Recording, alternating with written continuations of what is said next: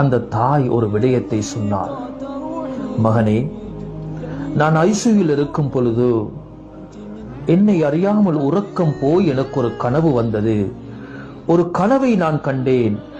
அந்த கனவில் 2 பூனை குட்டிகள் 2 கைகளை உயர்த்தி என்னுடைய ஆஃபியத்துக்காக வேண்டிய, ஆரோக்கியத்துக்காக வேண்டிய துஆ செய்ததை நான் கண்டேன் என்று சொன்னார். சகோதரர்களே, அந்த தாயுடைய பதிலை கேட்டு இந்த வாலிபர் அழ ஆரம்பித்தார்.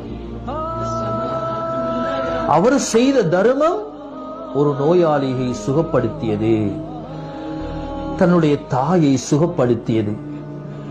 எனவே சகோதரர்களே, எங்களுடைய ஆரோக்கியத்தை பாதுகாக்க வேண்டுமா? எங்களுடைய நோயாளிகளுடைய நோய்களை வெட்டும் ஆரோக்கியத்தை கொடுக்க வேண்டுமா? மிகப்பெரிய ஒரு அமல்தான் தர்மம்.